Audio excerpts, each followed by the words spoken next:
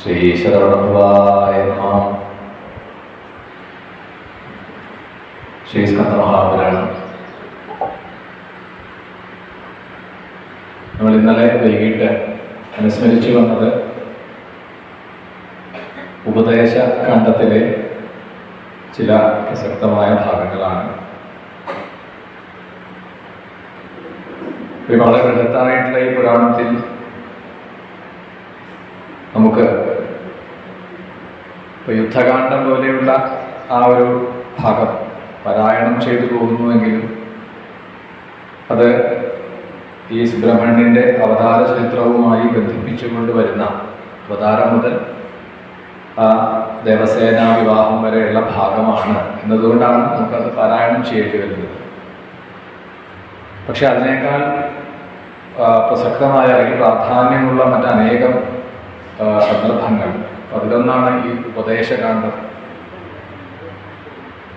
വേദവ്യാസവിരചിതമായിട്ടുള്ള മഹാഭാരതത്തിലൊക്കെ വളരെ വിസ്തരിച്ച് പറഞ്ഞിട്ടുള്ള വിഷയങ്ങളെ തന്നെയാണ് ഇവിടെയും നമുക്ക് കാണാൻ കഴിയുക.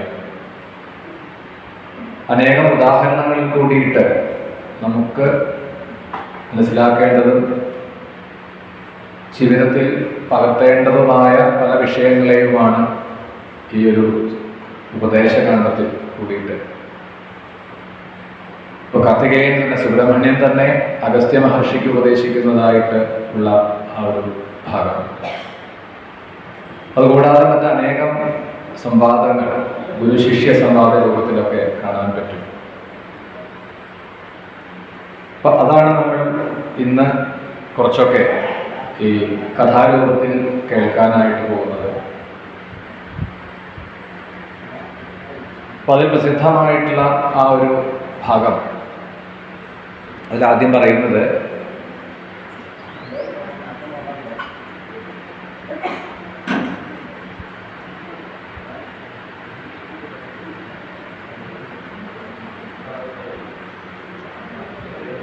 പൂജനീ ബ്രഹ്മദത്ത സംവാദം എന്നാണ്. ഒരു പൂജനിയുടെയും ബ്രഹ്മദത്തൻ്റെയും അവർക്കിടയിലുള്ള, അവർ തമ്മിലുള്ള ഒരു സംഭാഷണത്തെയാണ് ആദ്യം തന്നെ ഇവിടെ കൂട്ടിച്ചേർത്തത്.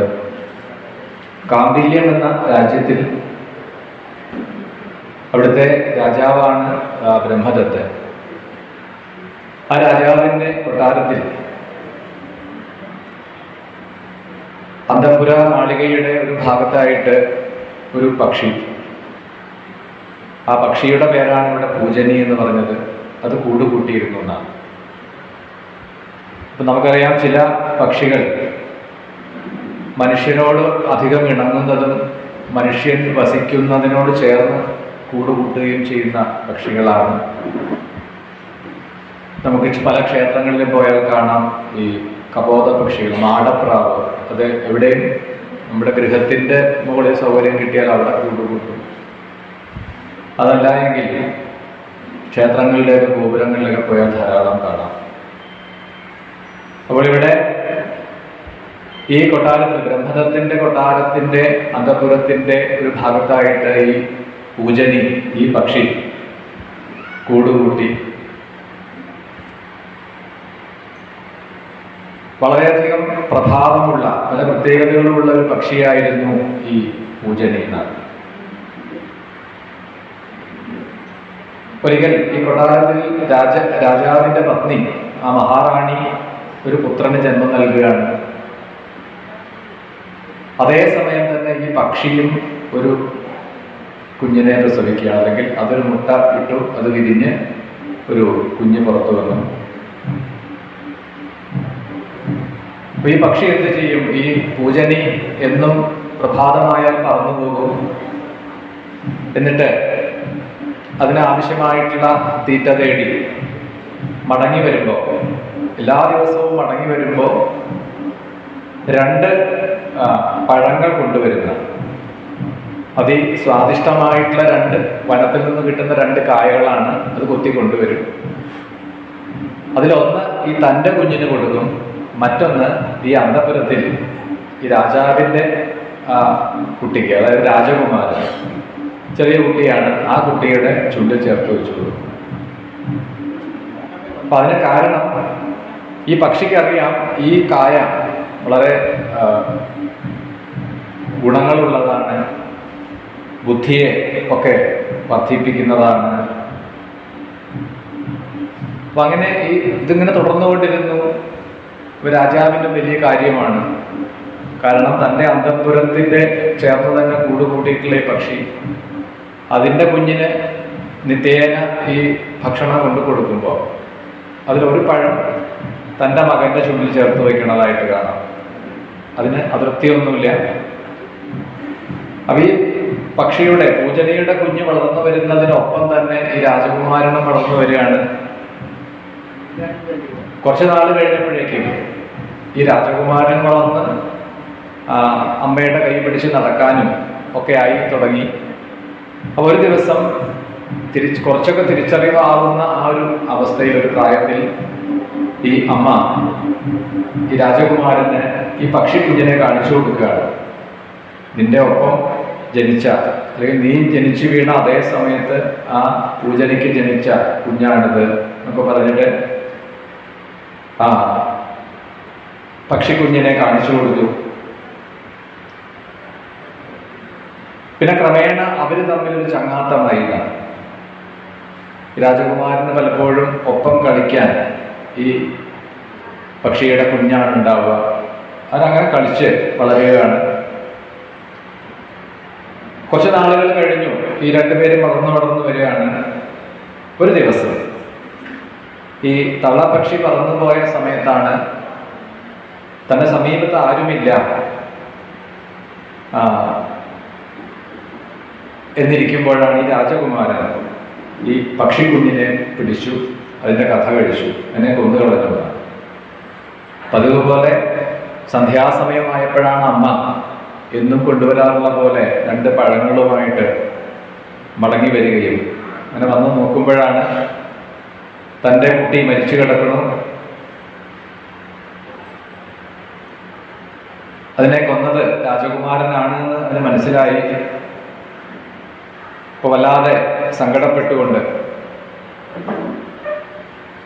കുറെ വിലപിച്ചു എന്നാണ്, കുറെ കണ്ണുനീരൊഴുക്കി. ഇങ്ങനെയാണ് മനുഷ്യരിൽ പലരും എന്നാണ്. അവരവരുടെ കാര്യം നേടാൻ വേണ്ടി സൗഹൃദം സ്ഥാപിക്കുകയും കാര്യം നേടിക്കഴിഞ്ഞാലോ ആ സൗഹൃദത്തെ ഉപേക്ഷിക്കുകയും ചെയ്യുന്നവരാണ്. അതുകൊണ്ട് ആരെയും അധികം വിശ്വസിക്കാൻ പറ്റില്ല. പക്ഷേ ഇതിന് പക വീട്ടും ഞാൻ എന്ന ആ പക്ഷിയുടെ ദൃഢനിശ്ചയം, എൻ്റെ കുട്ടിയെ രാജകുമാരൻ കൊന്നുവെങ്കിൽ പക വീട്ടണം എന്ന് നിശ്ചയിച്ചു. അതിനു വേണ്ടിയിട്ടാണ് ആ പക്ഷി പറന്നുയർന്നിട്ട് തൻ്റെ കാലിലെ കൂർത്തുമൂർത്തതായ നഖം കൊണ്ട് ഈ രാജകുമാരൻ്റെ 2 കണ്ണുകളും കുത്തിപ്പൊട്ടിച്ചു. അങ്ങനെ ആ രാജകുമാരൻ്റെ, ആ കുട്ടിയുടെ കാഴ്ച നഷ്ടപ്പെടുകയാണ്.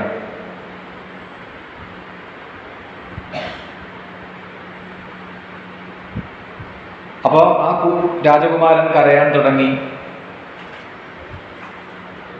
രാജാവ് ഈ സംഭവങ്ങളൊക്കെ മനസ്സിലാക്കി തൻ്റെ മകൻ ചെയ്ത ഒരു പാതകം, ഒപ്പം കളിച്ചു വളർന്ന ആ പക്ഷിക്കുഞ്ഞിനെയാണ് തൻ്റെ കുട്ടി കൊന്നുകളഞ്ഞത്. സ്വാഭാവികമായിട്ടും അതറിയുന്ന ആ പക്ഷിക്ക് വേദന ഉണ്ടാവും. ആ പൂജനിക്ക് അത് അതിൻ്റെ വേദന കൊണ്ട് ഒരു പ്രതികാര ബുദ്ധിയോട് കൂടിയിട്ട് തന്നെ തൻ്റെ മകൻ്റെ ആ കണ്ണുകളെ, കാഴ്ചയാണ് നഷ്ടപ്പെടുത്തി കളഞ്ഞത്. പക്ഷെ രാജാവ് സംയമനത്തോട് കൂടിയിട്ട് പറയുകയാണ്. ആ പക്ഷിയോട്, ആ തള്ളപ്പക്ഷിയോട് രാജാവിന് ദേഷ്യമോ പകയൊന്നും തോന്നിയിട്ടില്ല. രാജാവ് പറഞ്ഞു, ഞങ്ങൾ നിനക്കൊരു ദ്രോഹം ചെയ്തു, ഇപ്പോ നീ അതിന് തിരികെ എൻ്റെ മകൻ്റെ കാഴ്ചശക്തി നീ നഷ്ടപ്പെടുത്തി കളഞ്ഞു. അപ്പോൾ പകരത്തിന് പകരമായി കഴിഞ്ഞു, ഒപ്പത്തിനൊപ്പമായി കഴിഞ്ഞു. അതുകൊണ്ട് എന്താണ്, 2 കൂട്ടർക്കും സങ്കടം ആയി കഴിഞ്ഞു, 2 കൂട്ടർക്കും നഷ്ടമുണ്ട്. നിനക്ക് നിന്റെ കുഞ്ഞിനെ നഷ്ടപ്പെട്ടു, എനിക്ക് എൻ്റെ മകൻ്റെ കാഴ്ചശക്തി നഷ്ടപ്പെട്ടു. നമ്മൾ 2 പേരും തുല്യ ദുഃഖിതരാണ്. അതുകൊണ്ട് നീ ഇനി ഇവിടെ വിട്ടു പോകരുത് ഇത്രയും നാൾ നീ ഇവിടെ വസിച്ച ആളാണ്, അതുകൊണ്ട് ഞങ്ങളെ ഉപേക്ഷിച്ചു പോകരുത് എന്നൊക്കെ ഈ രാജാവ്, ഈ ബ്രഹ്മദത്തൻ പറയാണ് ഈ പക്ഷിയോട്. അപ്പൊ അതിന് മറുപടിയായിട്ട് ഈ പക്ഷി പറയുന്ന വാക്കുകളാണ് ഇവിടെ നമുക്ക് പ്രസക്തമായ കാര്യം. അപ്പൊ ഈ പക്ഷി പറയാണ്, ഈ പൂജനി പറയാണ്, രാജാവെ, അങ്ങ് ഒരിക്കൽ തെറ്റ് ചെയ്തവനാണ്. അങ്ങനെ ഒരു പ്രാവശ്യം തെറ്റ് ചെയ്തവനെ വീണ്ടും വിശ്വസിച്ചുകൊണ്ട് ആശ്രയിച്ച് ജീവിക്കാൻ പാടില്ല. കാരണം നമ്മളെ ഒരവസരത്തിൽ എത്ര ആശ്വസിപ്പിച്ചാലും അവരുടെ ഉള്ളിൽ പക ഉടലെടുത്തിട്ടുണ്ടാവും. ഇപ്പൊ നമ്മളിവിടെ പ്രകടിപ്പിക്കുന്നില്ല എന്നുള്ളൂ. അങ്ങനെ പക ഉള്ളിൽ ഒളിച്ചു വെച്ചിരിക്കുന്ന ഒരുവനോട് കൂടി ഒരിക്കലും പിന്നീട് നമ്മൾ സൗഹൃദം സ്ഥാപിക്കരുത്, അല്ലെങ്കിൽ സഖ്യം ചെയ്യരുത്. അപ്പൊ ആ പക ഉള്ളിൽ വെച്ചുകൊണ്ടിരിക്കുന്ന ഒരുവൻ, അവനെ വിശ്വസിച്ച് നമ്മൾ സൗഹൃദം സ്ഥാപിച്ചാലോ നമുക്കും ഒരുപക്ഷെ ഇനി വരാൻ പോകുന്ന പരമ്പരകൾക്ക് കൂടി അത് ആപത്തായിട്ട് തീരും.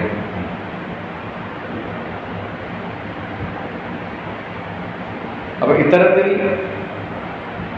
പല സാന്ത്വന വാക്കുകളെ കൊണ്ടും രാജാവ് പറഞ്ഞു നോക്കിയിട്ടും ആ പൂജനെ അംഗീകരിക്കുന്നില്ല.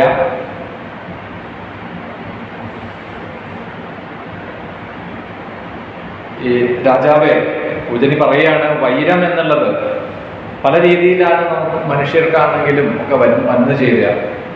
അത് പക്ഷികൾക്കും ഉണ്ട്, മൃഗങ്ങൾക്കും ഒക്കെ ഉണ്ട്. നമ്മൾ പറയാറുണ്ട് ആനപ്പക എന്നൊക്കെ പറയാറുണ്ട്.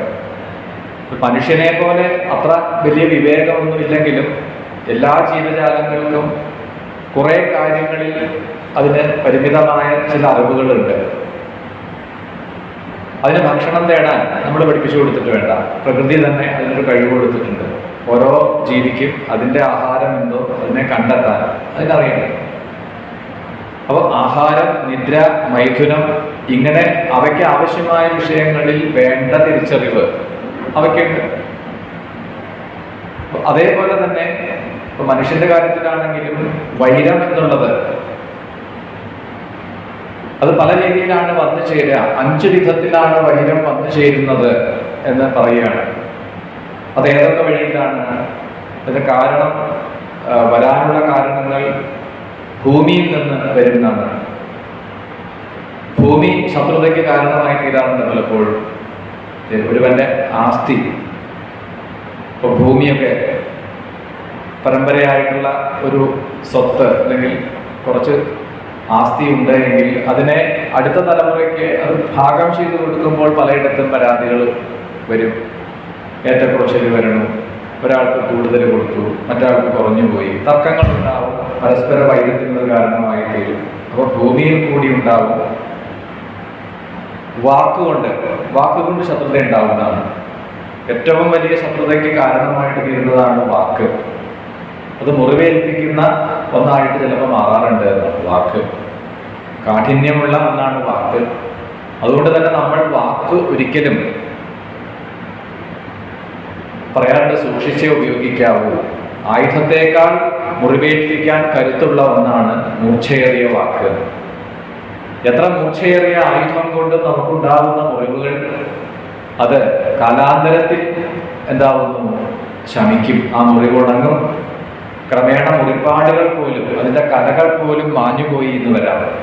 പക്ഷെ വാക്കുകൊണ്ടുണ്ടായ മുറിവ് ഒരിക്കലും നമുക്ക് ജീവനുള്ളിടത്തോളം കാലം നമ്മളത് മറക്കുന്നില്ല. അതാണ് ആ വാക്കിൻ്റെ ഒരു പ്രത്യേകത. അപ്പോൾ വാക്കുകൊണ്ട് വൈരം ഉണ്ടാവാം, അതുപോലെ ഭൂമിയിൽ നിന്ന് വൈരം ഉണ്ടാവാം, അഭിപ്രായ ഭിന്നത കൊണ്ടൊക്കെ, സ്വാഭാവികമായിട്ടുള്ള അഭിപ്രായ ഭിന്നത കൊണ്ടുണ്ടാവാം. പിന്നെ സ്ത്രീ മൂലം വൈരം, ശത്രുത ഉണ്ടാവാം. അപ്പൊ അങ്ങനെ ഒരു വൈരം ഉള്ളിൽ വെച്ചുകൊണ്ടിരിക്കുന്ന, പക ഉള്ളിൽ വെച്ചുകൊണ്ടിരിക്കുന്ന ഒരുവനെ പൂർണ്ണമായിട്ട് ഒരുവനിൽ വിശ്വാസം അർപ്പിക്കരുത്. അത് ആപത്താണ് എന്ന് പറയുകയാണ്. അത് മരത്തിൽ അഗ്നി പോലെ. മരത്തിൽ അഗ്നിയുണ്ട്, അതിന് അനുകൂലമായ സാഹചര്യത്തിൽ അത് ആളി പടരാൻ തുടങ്ങും എന്ന് പറയുന്നത് പോലെ അപരാധത്തിൽ നിന്നുണ്ടാകുന്ന ആ ഒരു പക അത് സമൂലം ചിലപ്പോൾ ദഹിപ്പിച്ചു എന്ന് വരാം, നശിപ്പിച്ചു എന്ന് വരാം. ഇപ്പൊ രണ്ട് കൂട്ടർ തമ്മിലുണ്ടാവുന്ന വൈരം, ശത്രുത, പക അത് ആരെങ്കിലും ഒരാൾ അവശേഷിച്ചാലും അതിനെ കൂടി നശിപ്പിക്കാതെ ആ പ്രതികാര അഗ്നി നശിക്കില്ല എന്നാണ് പറയുക.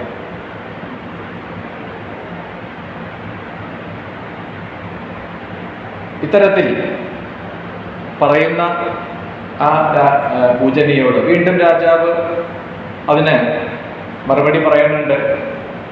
നിന്റെ ഈ വാദഗതിയോട് എനിക്ക് അംഗീകരിക്കാൻ പറ്റില്ല. ഇപ്പൊ ജനനവും മരണവും അത് കാലം കൊണ്ട് സംഭവിക്കേണ്ടതാണ്. കാലം ആണ് സമയമാവുമ്പോൾ ജീവന് ശരീരം സ്വീകരിക്കാൻ ഇടയാക്കുന്നത്. അതുപോലെ മരണം അടുത്തു കഴിഞ്ഞാൽ, മരണാസന്നനായാൽ പിന്നെ ആ ശരീരം ഉപേക്ഷിക്കുന്നു. അപൂർവമായിട്ട് ചിലപ്പോൾ നമ്മൾ ഒന്നിച്ച് ജനിച്ചു എന്ന് വരാം, ഒന്നിച്ച് അതേപോലെ തന്നെ മരണത്തെ വരിച്ചു. അതും അത്യപൂർവമായിട്ടേ സംഭവിക്കാറുള്ളൂ.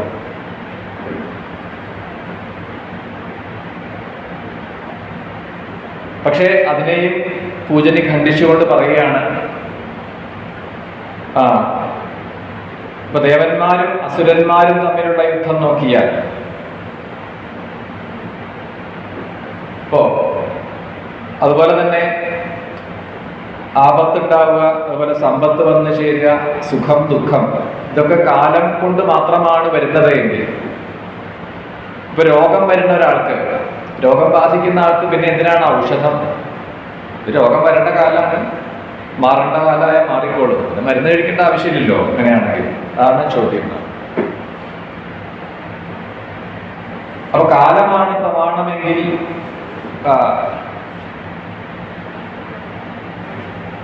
ഈ പറയുന്ന കാര്യങ്ങൾക്കൊന്നും പ്രസക്തി ഇല്ലാതെയാവും. ഇപ്പോൾ ഞാൻ അങ്ങയുടെ പുത്രനെ ദ്രോഹിച്ചു, അങ്ങയുടെ പുത്രൻ എൻ്റെ കുട്ടിയെ കൊന്നു, അങ്ങയുടെ പുത്രനെ ഞാൻ ദ്രോഹിച്ചു, അവന്റെ കാഴ്ച ശക്തി നഷ്ടപ്പെട്ടു. ഇനി താങ്കൾക്ക് വേണമെങ്കിൽ എന്നെ ശിക്ഷിക്കാം, എന്നെ ദ്രോഹിക്കാം.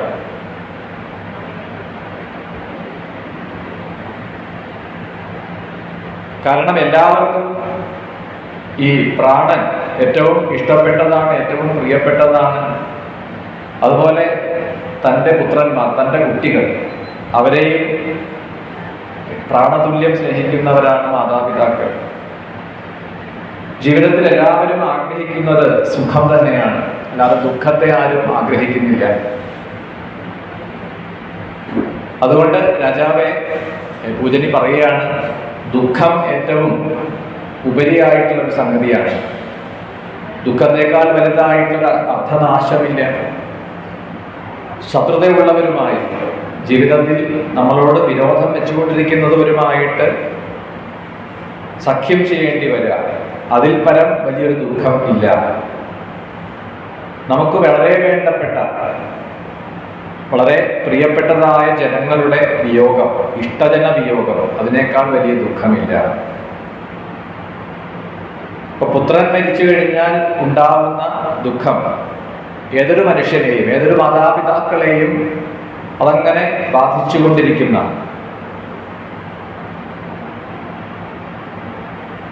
അപ്പൊ ദുഃഖം അനുഭവിച്ചിട്ടുള്ള ഒരുവന് അതിൻ്റെ ആ ആഴം എത്രയുണ്ട് എന്ന് ബോധ്യമാവും.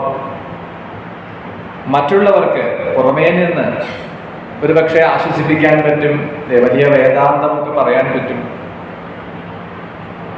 പക്ഷെ ഏതൊരു തരത്തിലുള്ള ദുഃഖമാണെങ്കിലും, അത് രോഗദുഃഖമാണെങ്കിലും ദാരിദ്ര്യ ദുഃഖമാണെങ്കിലും, ഭാഗവതാദി പുരാണങ്ങളിലൊക്കെ പറയും, ദാരിദ്ര്യ ദുഃഖം അനുഭവിച്ചിട്ടുള്ള ഒരുവന് തൻ്റെ മുന്നിൽ വന്ന് മറ്റൊരാൾ വിശപ്പുണ്ട്, എനിക്ക് ഭക്ഷണം കഴിക്കണം എന്ന് പറഞ്ഞ് കൈനീട്ടിയാൽ ഒട്ടും മടിക്കാതെ ആ ഭക്ഷണം കൊടുക്കാൻ, അല്ലെങ്കിൽ ഭക്ഷണത്തിനുള്ളത് എന്തെങ്കിലും കൊടുക്കാൻ പറ്റും, ഒട്ടും സംശയിക്കില്ല. എന്തുകൊണ്ടാണ്? ഇയാൾക്കറിയാം വിശപ്പിന്റെ ആ ഒരു തീവ്രത. തനിക്കൊരവസരത്തിൽ വിശന്നിരിക്കുമ്പോൾ ഭക്ഷണം കിട്ടാത്ത ഒരു അവസ്ഥ അത് അനുഭവിച്ചിട്ടുള്ള ആളാണ്, ദാരിദ്ര്യ ദുഃഖം അനുഭവിച്ചിട്ടുള്ള ആളാണ്. അപ്പൊ ഏതൊരു ദുഃഖത്തിൻ്റെയും രുചി അറിഞ്ഞവൻ തനിക്ക് എന്ന പോലെയാണ് മറ്റുള്ളവരെയും കാണുക. രോഗം ബാധിച്ചിട്ടുള്ളവർക്ക് അതേ രോഗം മറ്റൊരാൾക്ക് ബാധിക്കുമ്പോൾ അവർക്കറിയാം, അവർക്ക് ബോധ്യപ്പെടും എത്രത്തോളം വേദനാജനകമാണ് ആ രോഗം, എത്ര ക്ലേശമുണ്ട്. സത്യാസത്യങ്ങളിൽ ശത്രുക്കൂട്ടത്തിൽ ശ്രദ്ധ വയ്ക്കുമ്പോൾ സശ്രദ്ധർ മധ്യരാം ശുഷ്കതൃണത്താൽ തേൻ കണക്കിനെ കുലത്തിൽ ദുഃഖമേറ്റൊരു വൈരം തെല്ലും ശമിച്ചിടാൻ കുലത്തിങ്കൽ ഉള്ളവരാരാണെന്നു ചൊല്ലോരു ഉളവായി വരും വൈരങ്ങളെ അടക്കിയിട്ട് സാന്ത്വം ചെയ്യുന്ന രേശ്വര പറയിന്മേൽ നിറകുടം പോലും അയാളെ വച്ചിടും. ഇത്തരത്തിൽ പല ഉപദേശങ്ങളും ഗാഥകളും ഒക്കെ ഇവിടെ ഉദ്ധരിച്ചുകൊണ്ടാണ് ഈ പൂജനി രാജാവിന് ഉപദേശങ്ങളെ കൊടുക്കുന്നത്. അപ്പോൾ അതിന് വീണ്ടും മറുപടി പറഞ്ഞു രാജാവ്, അവിശ്വാസം കൊണ്ട് അർത്ഥത്തെ നേടാൻ ഞാൻ ആഗ്രഹിക്കുന്നില്ല. അപ്പൊ മനുഷ്യരാണെങ്കിലും മറ്റൊരാളെ ഭയന്നുകൊണ്ട് ആണ് ഒരുവൻ ജീവിക്കുന്നത് എങ്കിൽ അവൻ മൃതപ്രായനാണ്. ഇങ്ങനെയൊക്കെ രാജാവിന്റെ ആ വാക്ക് കേട്ടിട്ടും പൂജനി സഖ്യം ചെയ്യാൻ കൂട്ടാക്കുന്നില്ല. ഇനിയും ഞാൻ അങ്ങയോട് കൂടെ ജീവിക്കാൻ തയ്യാറല്ല എന്ന് പറഞ്ഞുകൊണ്ട് വീണ്ടും കുറെ ഉപദേശങ്ങൾ കൊടുക്കുന്നുണ്ട്. ഇപ്പൊ രോഗമുള്ള ഒരുവൻ, കണ്ണിന് രോഗം ബാധിച്ച ഒരുവൻ ആ തുറന്നു പിടിച്ച കണ്ണുമായിട്ട് അതിശക്തമായിട്ടുള്ള കാറ്റ് ഏൽക്കുന്നത് പോലെ, കണ്ണിന് രോഗം ബാധിച്ച ഒരുവന് അതിശക്തമായ കാറ്റ് ഏൽക്കുമ്പോൾ അത് രോഗത്തെ വർദ്ധിപ്പിക്കുകയാണ് ചെയ്യുക. അതുപോലെ ദുഷിച്ച മാർഗത്തിൽ മോഹത്തിന് അടിമപ്പെട്ടുകൊണ്ട് ഒരുവൻ പ്രവർത്തിക്കുകയാണെങ്കിൽ, ജീവിക്കുകയാണെങ്കിൽ അത് അവന്റെ നാശത്തിന് വഴിവെക്കും. കാലത്തിനെ മനസ്സിലാക്കാതെ, ഇപ്പൊ കൃഷി ചെയ്യുന്നവർക്ക് കാലാവസ്ഥയെ കുറിച്ചിട്ടുള്ള ഒരു സാമാന്യമായ ജ്ഞാനം ഉണ്ടായിരിക്കും. പണ്ടൊക്കെ കൃഷിക്കാരെ നോക്കിയാൽ കാണാം, അവർ ഓരോ കൃഷി ചെയ്യുമ്പോഴും ആ സമയത്ത് എന്താണ് വിത്ത് വിതയ്ക്കാൻ അനുയോജ്യമായത്, ധാരാളം ജലം വേണ്ടത്, ജലം സുലഭമല്ലാത്തിടത്ത് ധാരാളം ജലം വേണ്ട ഒരു കൃഷി ചെയ്യാൻ പറ്റില്ല. അപ്പൊ അതിന് അനുകൂലമായ കാലം, മഴക്കാലം ആരംഭിക്കുന്നു, ഇടയ്ക്കിടയ്ക്ക് മഴ കിട്ടും എന്നുറപ്പുള്ള സമയത്തെ അങ്ങനെയുള്ള കൃഷി ചെയ്യും. ഇനി അധികം വെള്ളം വേണ്ടാത്ത ചില കൃഷി, അപ്പൊ അതൊക്കെ ഇപ്പൊ ചെയ്യും. കുറച്ച് വേനൽക്കാലമായാലും സാരമില്ല, അതിന് പാകമായ രീതിയിൽ ഭൂമിയെ ഒരുക്കിയിട്ട് ആ കൃഷി ചെയ്യും. അപ്പൊ ഈ പ്രകൃതിയെക്കുറിച്ചും ആ കൃഷി രീതികളെക്കുറിച്ചും അറിയാത്ത ഒരുവൻ കൊണ്ടുവന്ന് വിപരീതമായിട്ട് വിത്ത് വിതച്ചാൽ എങ്ങനെയിരിക്കും? കാലം തെറ്റിയിട്ടുള്ള കാലത്ത് കൊണ്ടുപോയി വിത്ത് വിതച്ചാൽ അതിൽ നിന്ന് പ്രയോജനം കിട്ടില്ല, അതിൽ നിന്ന് ഫലം ഉണ്ടാവില്ല എന്ന് പറയുന്നത് പോലെ കാലമറിയാതെ കൃഷി ചെയ്താൽ നഷ്ടം സംഭവിക്കുന്നത് പോലെ എന്നാണ്.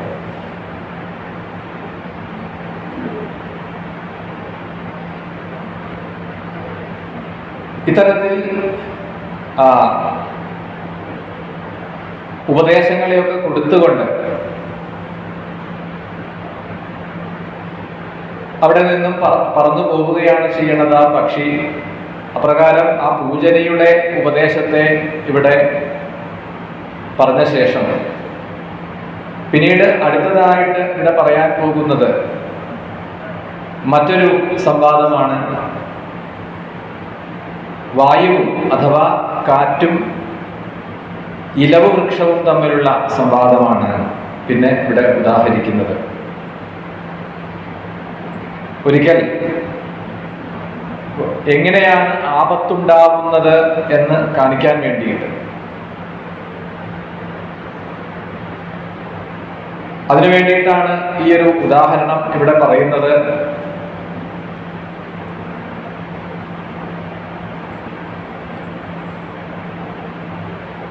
ഇപ്പോൾ ഒരു ഇലവ് വൃക്ഷം അതങ്ങനെ പടർന്ന് പന്തലിച്ച് ധാരാളം പൂക്കളോടുകൂടി ഇലച്ചാർത്തോടുകൂടി ശാഖോപശാഖകളായിട്ട് അങ്ങനെ നിൽക്കുന്ന സമയത്ത് നാരദ മഹർഷി അതിൻ്റെ അടുത്ത് വന്ന് അതിനോട് ചോദിക്കുകയാണ്,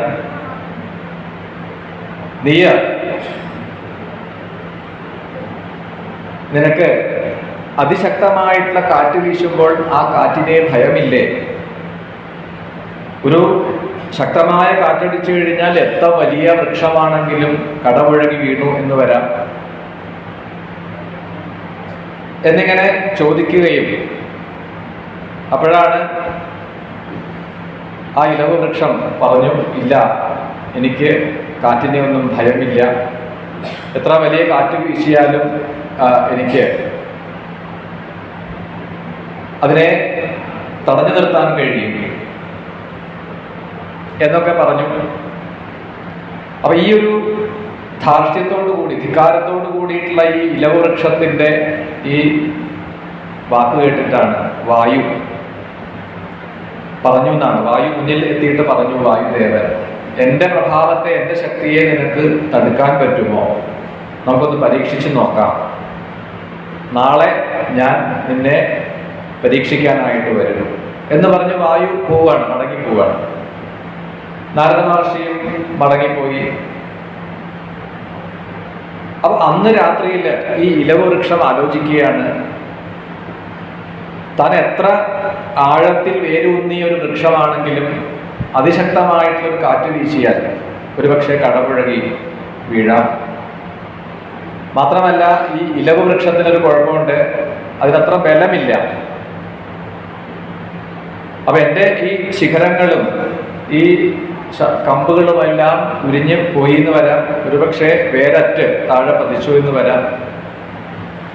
അപ്പൊ നാളെ ഈ വായു അതിശക്തമായിട്ട് വീശാൻ തുടങ്ങുന്നതിന് മുൻപ്, അതിശക്തമായിട്ടുള്ള കാറ്റ് വീശാൻ തുടങ്ങുന്നതിന് മുൻപ് ഞാൻ തന്നെ അതിന് തയ്യാറെടുത്ത് നിൽക്കാം എന്ന് കരുതിയിട്ടാണ് എന്ത് ചെയ്തു, ഈ ഇലവ് തന്നെ സ്വയം അതിൻ്റെ പൂക്കളെയെല്ലാം കൊഴിച്ചു, അതിൻ്റെ ഇലകളെയെല്ലാം കൊഴിച്ചു, അതിൻ്റെ വലിയ കൊമ്പുകളെയെല്ലാം എന്താണ് ഒടിച്ചു വീഴ്ത്തി. അങ്ങനെ പൂവും ഇലയും ശിഖരങ്ങളും ഒക്കെ മാറ്റിയിട്ട് ഒരു ചെറിയ തടി മാത്രമായിട്ട് അങ്ങ് നിൽക്കുകയാണ്. പിറ്റേ ദിവസം ഈ വായു വരുമ്പോഴാണ്, അതിശക്തമായിട്ട് അങ്ങനെ വീശി വരുമ്പോഴാണ് നോക്കുമ്പോൾ ഇന്നലെ പടർന്നു പന്തലിച്ച് നിന്നതായിട്ടുള്ള ഇലവ് വൃക്ഷം ഇന്ന് ശാഖകളെയൊക്കെ കൊഴിച്ച് പൂവ് കൊഴിച്ച് എല്ലാം ഉപേക്ഷിച്ച് നിൽക്കുന്നതായ ഒരു അവസ്ഥയാണ്.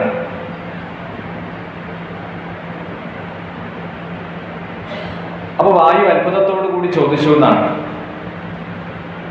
ഞാൻ അതിശക്തമായി വീശിയാൽ പോലും ഇത്രയൊക്കെ വരാനുള്ളൂ, അതിശക്തമായിട്ടുള്ള കാറ്റടിച്ചാലും നിനക്ക് സംഭവിക്കാൻ പോണത് ഇതൊക്കെയാണ്, നിന്റെ ഇല കൊഴിയും, പൂക്കൾ കൊഴിഞ്ഞു പോകും, വലിയ വലിയ ചില്ലകളൊക്കെ ഒടിഞ്ഞു വീണു എന്ന് വരാം.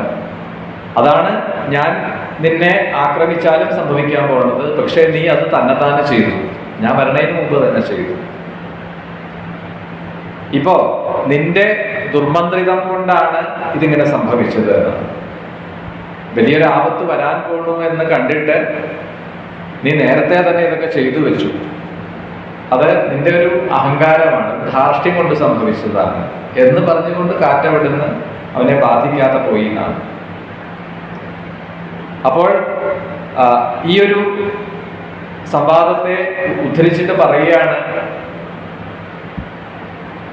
വൈരമുള്ളിൽ വെച്ചുകൊണ്ട്, അല്ലെങ്കിൽ നമ്മളെക്കാൾ ബലവാന്മാരോട് വൈരം വെച്ചുകൊണ്ട് ഇരുന്നാൽ സംഭവിക്കുന്ന ആപത്ത് ഇന്നതാണ് എന്ന് കാണിക്കാൻ വേണ്ടിയിട്ടാണ് ഇവിടെ ഈ ഒരു ഉദാഹരണത്തെ പറഞ്ഞത്. വീണ്ടും അടുത്ത സംശയം ചോദിക്കുകയാണ് ഇവിടെ അഗസ്ത്യൻ സുബ്രഹ്മണ്യനോട്. ആപത്ത് ഉന്മൂലനത്തിനായിട്ട്, ആപത്തിനെ നീക്കാൻ വേണ്ടിയിട്ട്, അല്ലെങ്കിൽ എങ്ങനെയാണ് ആപത്തുകൾ ഉണ്ടാവുന്നത്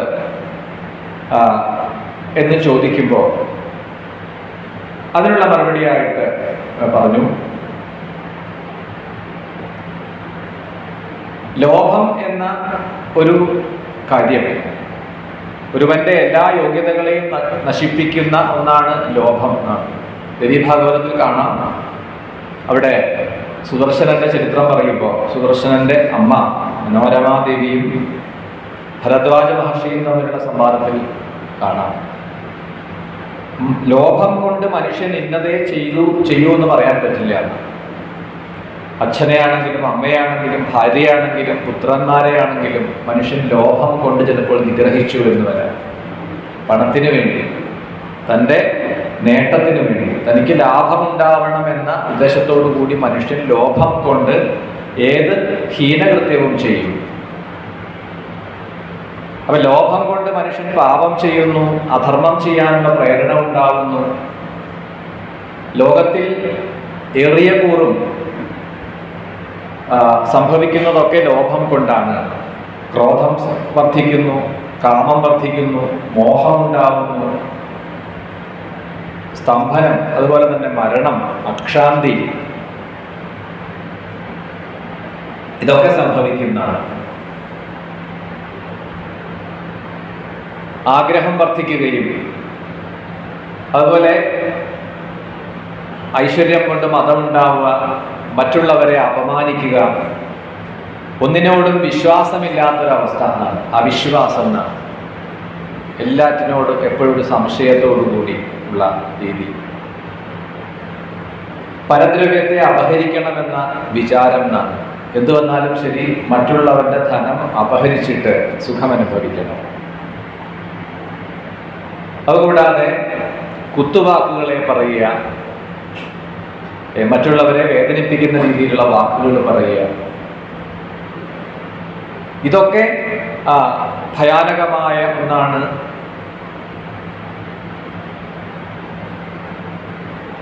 ഇതൊക്കെ ലോഭിയായിട്ട് ഒരു മനുഷ്യന് ക്രമേണ നിന്ദ, ദമ്പം, മാത്സര്യം, ദുഷ്കർമ്മങ്ങൾ ചെയ്യാനുള്ള സാഹസികത, ഇതൊക്കെ ലോഭത്തിന്റെ അനുബന്ധമായി ഉണ്ടാകുന്നതാണ് എന്ന് പറഞ്ഞു. അപ്പൊ മനുഷ്യന് ഏറ്റവും അപകടകാരിയായിട്ടുള്ള ഒന്നാണ് ലോഭം. അതിനെ ജയിക്കാൻ പ്രയാസമാണ്, എന്നാൽ പരിശ്രമിക്കുകയും വേണം ജയിക്കാനായിട്ട്. അത് ഏതുപോലെയാണ് ലോഭം? ഇപ്പൊ നദിയിൽ കൂടിയിട്ട് എത്രയോ ജലം ഒഴുകി സമുദ്രത്തിലേക്ക് ചെന്നാലും സമുദ്രം മതി എന്നൊന്നും പറഞ്ഞു കേട്ടിട്ടില്ല. മതി, ഇനി വേണ്ട, അധികമായി എന്ന് പറയാറില്ല. അതേപോലെയാണ് സമുദ്രത്തിന് എത്ര ജലം വന്നു ചേർന്നാലും അത് മുഴുവനും സ്വീകരിക്കുന്നത് പോലെ ലോഭിയായിട്ടുള്ള ഒരുവന് എത്രയായാലും മതിയാവില്ല. വീണ്ടും വീണ്ടും കിട്ടിയതിൽ സന്തോഷം ഉണ്ടാവില്ല. അപ്പൊ കിട്ടുന്നതിൽ തൃപ്തിയുള്ളവനെ ജീവിതത്തിൽ സന്തോഷം അനുഭവിക്കാൻ കഴിയുന്നു. യദൃച്ഛാലാഭ സന്തുഷ്ടി ഉണ്ടാവണം. ഭാഗവതത്തിൽ വാമനാവതാര കഥയിലൊക്കെ ഈ വസ്തുത, ഈ കാര്യത്തെ ശ്ലോകരൂപത്തിൽ അവതരിപ്പിച്ചിരിക്കുന്നതായിട്ട് കാണാം. ഭഗവാൻ മഹാബലിയോട് പറയുന്നുണ്ട്, നമ്മളുടെ പ്രഭാവം എങ്ങനെയാണ് വർദ്ധിക്കുക, നമ്മളുടെ തപോബലം എങ്ങനെയാണ് വർദ്ധിക്കുക? കിട്ടുന്നതിൽ സന്തോഷം ഉണ്ടാവുക. നമുക്ക് കിട്ടാനുള്ളതാണെങ്കിൽ, നമുക്ക് ലഭിക്കാനുള്ളതാണെങ്കിൽ അത് വന്നു ചേരും. അത് വേറെ ആർക്കും തടുക്കാൻ കഴിയില്ല. നമുക്ക് കിട്ടാൻ യോഗ്യത, അർഹതയില്ലാത്തതാണെങ്കിൽ എത്ര പ്രയത്നം ചെയ്താലും കിട്ടുകയില്ല. അപ്പൊ പിന്നെ എന്തിനാണ് അമിതമായിട്ട് അത്യാസക്തിയോട് കൂടിയിട്ട്? പക്ഷെ ഇതെത്ര നമ്മൾ പറഞ്ഞാലും മനുഷ്യന്റെ ബുദ്ധിയിൽ ഇത് കയറില്ല. അതുകൊണ്ടാണല്ലോ ലോകം ഇങ്ങനെ ഓരോ ദിവസം ചെല്ലുന്തോറും നമ്മൾ കേൾക്കുന്ന വാർത്തകൾ മനുഷ്യൻ എത്രത്തോളം അധപ്പതിക്കുന്നു എന്നതിന് തെളിവാണ്. അപ്പൊ ലോഭത്തെ ജയിക്കണം. ലോഭമോഹങ്ങളെ ജയിക്കണം. ദമ്പം, ദ്രോഹം, നിന്ദ, മറ്റുള്ളവരോട് മത്സരബുദ്ധി, അതുപോലെ പരസ്പരം മറ്റുള്ളവരെ തമ്മിൽ തല്ലിക്കുക. വേറെ രണ്ട് വ്യക്തികളെ തമ്മിൽ അവർക്കിടയിൽ വൈരമുണ്ടാക്കാൻ നമുക്ക് എളുപ്പമാണ്. നമ്മൾ ചെന്നിട്ട് അതിലാരെങ്കിലും ഒരാളോട് എന്തെങ്കിലും ഒന്ന് പറഞ്ഞാൽ മതി. നമ്മുടെ ഭാഷയിൽ ഏഷണി എന്നാണ്. ഇതൊക്കെ ഒഴിവാക്കണം. ഇനി നമ്മൾ എത്ര തന്നെ ശാസ്ത്രത്തെ ഗ്രഹിച്ചാലും, എത്ര തന്നെ വിദ്യ അഭ്യസിച്ചാലും, ഉന്നത വിദ്യാഭ്യാസം നേടിയവരുണ്ട്, ഒരുപാട് ഗ്രന്ഥങ്ങളെ പഠിച്ചവരുണ്ട്. പക്ഷെ അവർക്ക് പോലും ഈ ലോഭം കൊണ്ട് ലോഭം, കാമം, ക്രോധം, ദ്വേഷം ഇതൊക്കെ അവരെ പലപ്പോഴും ബാധിക്കുന്നതായിട്ട് കാണാം. ദർപ്പം, ക്രോധം, മദം, ഹർഷം, മാനിത, ശോകം ഇതൊക്കെ അങ്ങനെയുള്ളവരിൽ കാണപ്പെടുന്ന. അപ്പൊ പാപം എങ്ങനെ ഉണ്ടാവുന്നു, ആപത്തുകൾ എങ്ങനെ ഉണ്ടാവുന്നു എന്നതിനെ കുറിച്ച് പറഞ്ഞു. ഇനി അടുത്ത് അതിൻ്റെ മറുവശം പറയുകയാണ്. നല്ല കർമ്മങ്ങളെ ചെയ്യുക, സദാചാര ബോധമുള്ളവരായിട്ടിരിക്കുക. അവർക്കൊരിക്കലും ആപത്തുകൾ വരുന്നില്ല, അഥവാ ആപത്തുകൾ വന്നാലും അതിനെ അവർ ഭയപ്പെടുന്നില്ല. നല്ല കർമ്മങ്ങൾ ചെയ്യുന്നവർ, അവർക്ക് പരലോകത്തെ കുറിച്ചിട്ട് ഭയമില്ല. ഇപ്പൊ സ്വർഗം, നരകം ഇതൊന്നും വാസ്തവത്തിൽ നമ്മളുടെ പുരാണങ്ങളൊന്നും തന്നെ സ്വർഗനരകങ്ങൾക്ക് വലിയ പ്രാധാന്യമൊന്നും കൊടുക്കുന്നില്ല.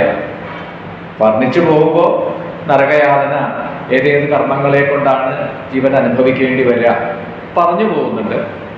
സ്വർഗം, ഏതേത് പുണ്യകർമ്മങ്ങളെ കൊണ്ടാണ് സ്വർഗാനുഭവങ്ങൾ വരിക അതും പറഞ്ഞു കടന്നു പോകുന്നു എന്നുള്ളതല്ലാതെ നമുക്ക് അതൊരു ലക്ഷ്യമൊന്നുമല്ല.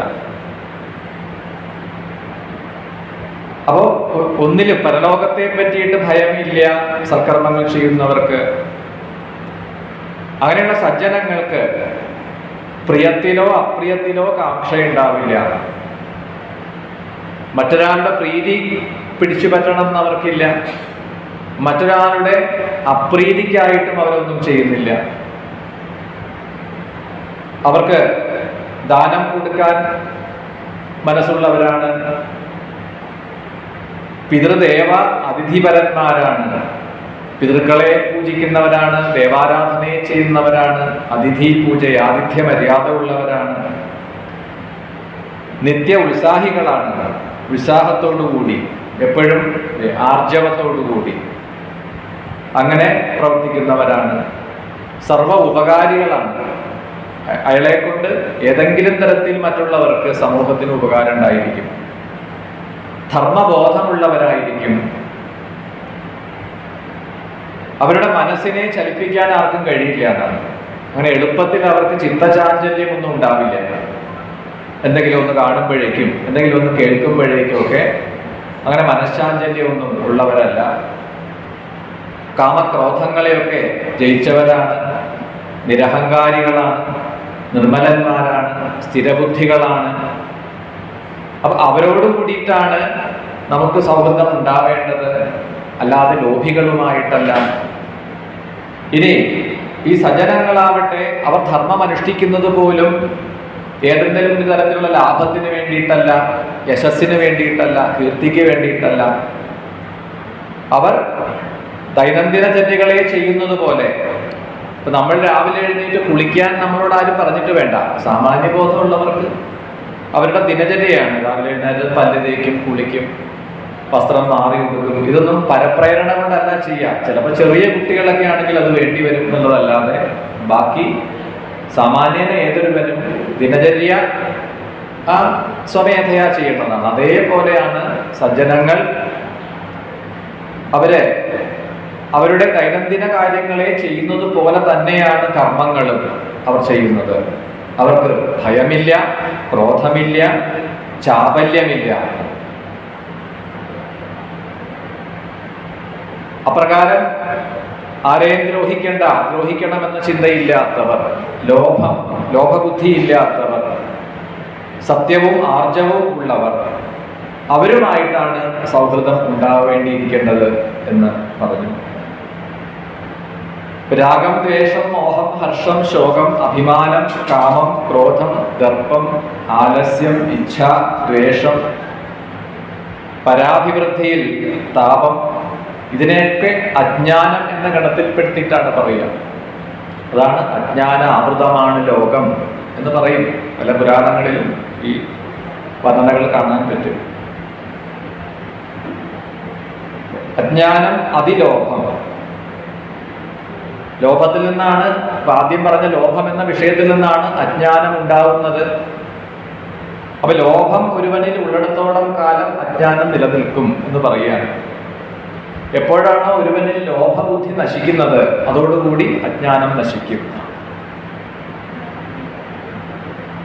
പല ഉദാഹരണങ്ങളും നമുക്ക് കാണാൻ കഴിയും ഇതിഹാസ പുരാണങ്ങളിൽ. ജനക മഹാരാജാവ്, യുവനാശൻ, പ്രസേനജിത്ത്, ഇവരൊക്കെ ലോഭത്തെ ഉപേക്ഷിച്ചിട്ട് സദ്ഗതിയെ പ്രാപിച്ചവരാണ് എന്ന് കാണാം.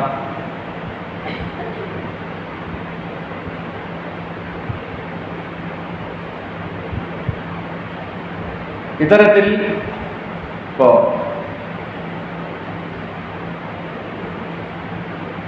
ഇനി ഇവിടെ സജ്ജനങ്ങൾ, സൽക്കർമ്മങ്ങളെ അനുഷ്ഠിക്കുന്നവർ, സദാ ആചാരനിരതന്മാരായിട്ടുള്ളവർ, അവരുടെ ഗുണങ്ങൾ എന്തൊക്കെയാണ്, അല്ലെങ്കിൽ അവർ ചെയ്യുന്നതായ കാര്യങ്ങൾ നമുക്ക് അനുവർത്തിക്കാൻ പാകത്തിന്, അവരെ നമുക്ക് നമ്മുടെ ജീവിതത്തിൽ പകർത്താൻ പാകത്തിന് അവരുടെ യോഗ്യതകൾ എന്തൊക്കെയാണ് അവ പറഞ്ഞു. ധൃതി, ക്ഷമ, അഹിംസ, സത്യം, ആർജവം, ഈ വിഷയങ്ങളൊക്കെ മിക്കവാറും എല്ലാ പുരാണങ്ങളിലും നമുക്ക് കാണാൻ പറ്റും. ഭാഗവതത്തിലാണെങ്കിലും 11-ാം സ്കന്ധത്തിലും, അതുപോലെ 7-ാം സ്കന്ധം യുധിഷ്ഠിര നാരദ സംവാദം 7-ാം സ്കന്ധത്തില് പ്രഹ്ലാദന്റെ ചരിത്രം പറഞ്ഞതിന് ശേഷമാണ് വരിക. ആശ്രമധർമ്മങ്ങളെ കുറിച്ചും സനാതന ധർമ്മത്തെ കുറിച്ചിട്ടൊക്കെയുള്ള ചോദ്യത്തിന്റെ മറുപടിയിൽ അവിടെ ഇതൊക്കെ വരുന്നുണ്ട്. എല്ലാ പുരാണത്തിലും പൊതുവെ വരുന്ന വിഷയങ്ങൾ തന്നെയാണ്. അകാർപ്പണ്യം, സന്തോഷം, അഹിംസ, ഇതൊക്കെ തന്നെ ഒരു വാക്ക്, ഇതെല്ലാം ചേർന്നിട്ടാണ്, അതിനെയാണ് ദമം എന്ന് പറയുക. മതം ഇല്ലാത്ത അവസ്ഥ. അതിന് പെട്ടെന്ന് നമുക്ക് മനസ്സിലാക്കാൻ പാകത്തിന് പറഞ്ഞ് അഹങ്കാരമില്ലാത്ത അവസ്ഥ. ധൃതി, ക്ഷമ, അഹിംസ, ഇതൊക്കെ ഒരുവന്റെ യോഗ്യത തന്നെയാണ്. ജിഹ്വോപസ്ഥത്തിനെ ജയിക്കലാണ് ധൃതി. ജിഹ്വോപസ്ഥജയോ ധൃതി. കാമത്തിനെയും രസനയെയും നാവിനെയും ജയിക്കലാണ് ധൃതി. കുറച്ച് പ്രയാസമുള്ള സംഗതിയാണ്. നമുക്ക് ചുറ്റും ഓരോ ദിവസവും നമ്മൾ കേൾക്കുന്ന പല പ്രശ്നങ്ങളുടെയും അതിൻ്റെ പിന്നിലേക്ക് നമ്മൾ അന്വേഷിച്ചു പോയാൽ ബോധ്യമാകും അവിടെ ഈ വിവാദങ്ങൾക്ക്, ഈ പ്രശ്നങ്ങൾക്ക് മൂലകാരണം ഇതാണ്. ഏതെങ്കിലും ഒരു മനുഷ്യന്റെ കാമമാണ് എന്ന് കാണാൻ പറ്റും. അത് ലോകത്തിന് എത്രത്തോളം അപകടമുണ്ടാക്കുന്നു. അപ്പൊ അതിനെ ജയിക്കാൻ പറ്റിയില്ല എങ്കിൽ, അതിനെ നിയന്ത്രിക്കാൻ പറ്റിയില്ലെങ്കിൽ ലോകം നരകതുല്യമാണ്, അവന്റെ ജീവിതം നരകതുല്യമാണ്. അപ്പൊ ധൃതി, അതേപോലെ തന്നെ ക്ഷമ, അഹിംസ, സമത്വം, സത്യം, ആർജവം, ഇന്ദ്രിയജയം, കോപമില്ലാതിരിക്കുക, പ്രിയമായതിനെ പറയുക, മറ്റുള്ളവർക്ക് പ്രിയമായിട്ടുള്ളതിനെ പറയുക, ഒന്നിനെയും ദ്രോഹിക്കാതിരിക്കുക, മറ്റുള്ളവന്റെ വളർച്ചയിൽ നമ്മളെക്കാൾ മറ്റുള്ളവർക്ക് പലതും അധികമായിട്ട് സൗന്ദര്യം, സമ്പത്ത്, ബന്ധുബലം, ഇതൊക്കെ കൂടിയും കുറഞ്ഞു ഇരിക്കും. എല്ലാവർക്കും ഒരേപോലെയൊന്നുമല്ല. അപ്പൊ അതിൽ നമുക്കൊരു അസൂയ തോന്നേണ്ട ആവശ്യമില്ല. ഇപ്പൊ നമുക്ക് കഴിക്കാൻ കിട്ടുന്നത്, അവനവൻ ആവശ്യമുള്ളത്, അവനവന് വിശപ്പടക്കാനുള്ളത്, അവനവന് തൃപ്തിക്കുള്ളത് കിട്ടിയിട്ടുണ്ടെങ്കിൽ പിന്നെ എന്തിനാ അന്യന്റെ കയ്യിലേക്ക് നോക്കേണ്ടത്? ഒരു രസകരമായൊരു ഉദാഹരണം പറഞ്ഞു കേട്ടിട്ടുണ്ട്. രണ്ട് സുഹൃത്തുക്കൾ, അവർ രണ്ടിടത്ത് സദ്യക്ക് പോയി എന്നാണ്. ഒരേ ദിവസം രണ്ടിടത്ത് ക്ഷണിച്ച ബുദ്ധിമുട്ടല്ലേ? ഇത് 2 ദിവസമായിരുന്നെങ്കിൽ 2 സ്ഥലത്തും പോവായിരുന്നു. പക്ഷെ ഇത് ഇന്ന് തന്നെ 2 ഇടത്തേക്ക് ഇത് വന്നു, 2 ഒരേ സമയത്ത് തന്നെ. അവർ 2 പേരും കൂടി തീരുമാനിച്ചു, നീ അവിടെ പോ, ഞാൻ ഇപ്പുറത്ത് പോവാം. അങ്ങനെ 2 ഇടത്തും പോയിട്ട് 2 സുഹൃത്തുക്കളും തിരിച്ചു വന്ന് പരസ്പരം കണ്ടുമുട്ടിയിട്ട് അവർ പറയാണ്, അവിടെ എന്തൊക്കെ ഉണ്ടായിരുന്നു, അവിടെ ഇന്നതൊക്കെയായിരുന്നു, അവിടെ ആരുടെ ആയിരുന്നു, അവിടെ ഇന്ന ആളുടെയാണ്. അങ്ങനെയാണല്ലോ നമ്മൾ ആരുടെ സദ്യ നോക്കിയിട്ടാണല്ലോ കേമാണെന്ന് വിലയിരുത്തുക. ഇങ്ങനെ അവർ പരസ്പരം അതൊക്കെ പറഞ്ഞ് അവസാനം ഏറ്റവും നമ്മൾ പ്രാധാന്യത്തോടു കൂടി ചോദിക്കുന്ന ഒരു ചോദ്യമുണ്ട്. പായസം, അവിടെ പാലട, ഏറ്റവും ഫേമസ് സാധനം അതാണല്ലോ. ഇവിടെ അതായിരുന്നു. അപ്പൊ ആദ്യത്തെ ആള് പറഞ്ഞു, അവിടെ 2 പാത്രം, 2 വലിയ വാർപ്പ് ബാക്കിയുണ്ട്. എല്ലാവർക്കും വിളമ്പിയിട്ട് 2 ചരക്ക് എന്ന് വെച്ച് കഴിഞ്ഞാൽ വാർപ്പ്, പഴയ കാലത്ത് വാർപ്പിന് പറയുന്നത് അത്രയും ബാക്കിയുണ്ട്. അപ്പൊ രണ്ടാമത്തെ ആൾ പറഞ്ഞു അവിടെ 3 വാർപ്പ് ബാക്കിയുണ്ട്. അപ്പൊ ഈ ആദ്യത്തെ ആൾക്ക് വിഷമായി, എന്നാ അവിടെ പൊക്കോളായിരുന്നു. ഇവിടുന്ന് കഴിച്ചതും പാലടയാണ്, അവിടുന്ന് കഴിക്കാൻ കിട്ടുന്നത് അതാണ്. ഇവിടെ 2 വാർപ്പ് ബാക്കി വന്നു, അവിടെ എത്ര ബാക്കി വന്നാലും ഇവന് കഴിക്കണേനൊരളവില്ലേ? അതിൽ കൂടുതൽ ചെലുത്താൻ പറ്റുമോ? ഒരു 2 ഗ്ലാസ് കഴിക്കാം, 3 ഗ്ലാസ് കഴിക്കാം, പിന്നെ കുറച്ചു നേരം കിടന്നിട്ട് എഴുന്നേറ്റിട്ട് കഴിക്കാം. ചിലർ പതിവുണ്ട് ഫ്രിഡ്ജിൽ വെച്ചിട്ട് പിന്നെ കഴിക്കാം. എത്ര കഴിച്ചാലും അവനവന് ഒരു അളവുണ്ട്, അതിൽ കൂടുതൽ ചെലുത്താൻ പറ്റില്ല. അവിടെ എത്ര ബാക്കി വന്നാൽ എന്താ കാര്യം? അപ്പൊ നമുക്ക് കിട്ടിയതിൽ തൃപ്തി ഉണ്ടായിരിക്കുക എന്നുള്ളത് തന്നെയാണ്. അതാണ് ഇവിടെ പറഞ്ഞത്, അസൂയ ഇല്ലാതിരിക്കുക, അനസൂയ. അതിനാണ് ഈ അത്രിപത്നിയായിട്ടുള്ള അനസൂയയുടെ കഥ നമ്മളെ കേൾപ്പിക്കുന്നത്. അല്ലാതെ അതൊരു ഋഷിപത്നിയുടെ മാത്രമല്ല, അനസൂയ, അസൂയ ഇല്ലാതിരിക്കുക. ഇതിനെല്ലാം ചേർന്നിട്ടാണ് ദമം എന്ന് പറയുക.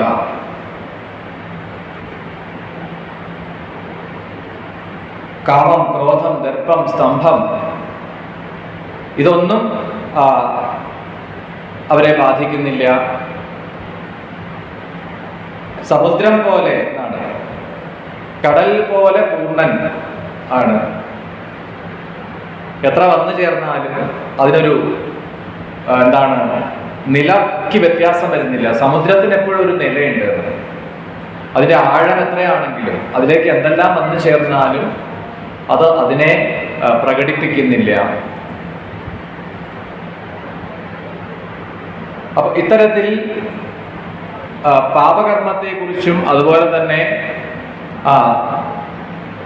ആരാണ് സജ്ജനം, എങ്ങനെയുള്ള ആളാണ്, അതിന്റെ ഉദാഹരണവും ഇവിടെ സൂചിപ്പിച്ചു.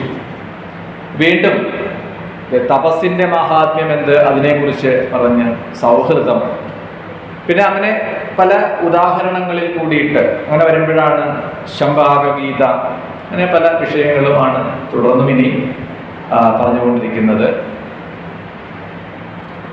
നമുക്ക് പാരായണം ചെയ്തിട്ട് കേൾക്കാം. നമഃ പാർവതീപതയേ ഹര ഹര മഹാദേവ.